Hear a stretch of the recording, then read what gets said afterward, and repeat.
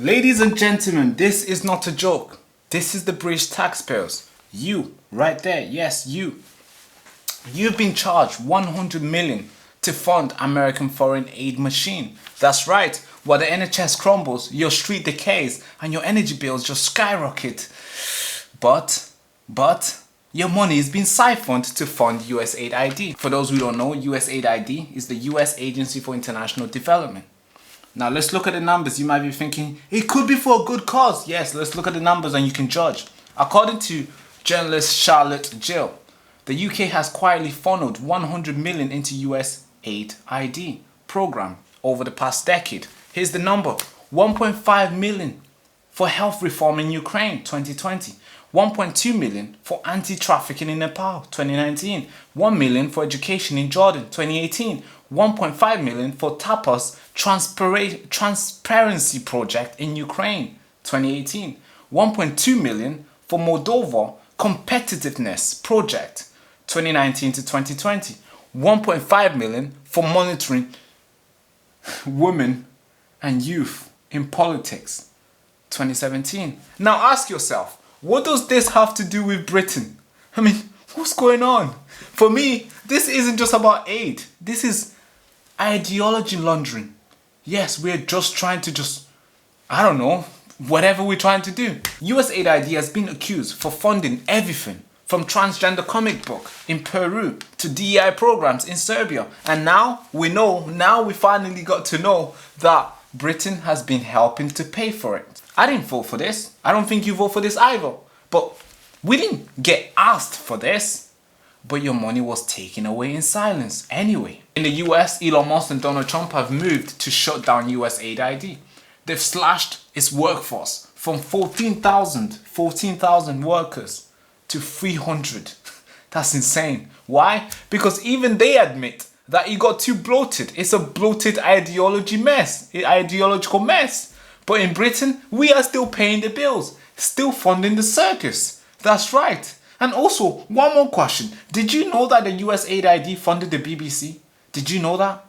That's right. The BBC, the philanthropist arm, the BBC Media Action, yes, received money from the USAID.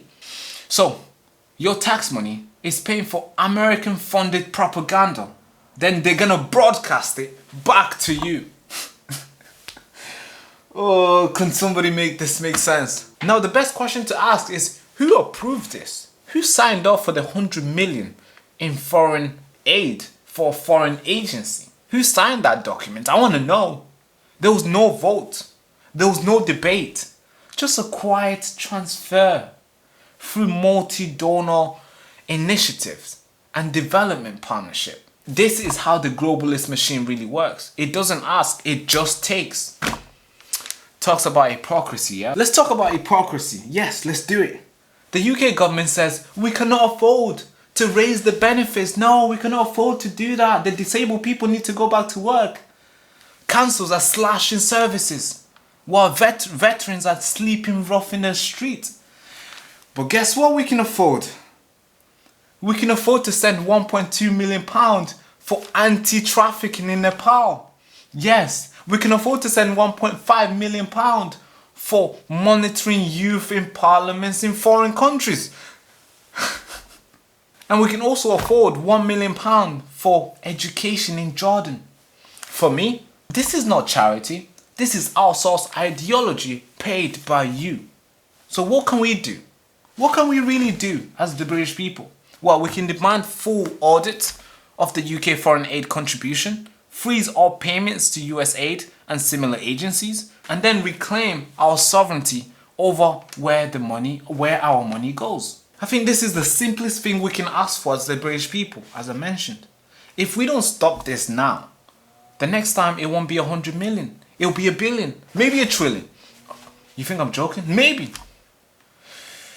And then we'll be told that we can't afford the NHS, we can't do this, we can't do this while all this money is going somewhere else. For me, it's not just about aid. I don't care about aid, right? You can support another country if they really do need help. You can support that. For me, it's about accountability. It's about whether Britain is a sovereign nation or just a wallet for the globalist. Because if your tax money fund foreign ideologies. And the government hide the receipts. And the media don't even report it. Man, you are not living in a democracy, man. For me, you are living in a managed delusion. That's the way I think. I'll report the news to you. I'll leave the link in the description for the sources in this news. There's various sources. Go check them out. Read it for yourself. Let me know what you think in the comments. But it's Baraka, and you've been watching and listening to Newsroom. Thank you so much for watching.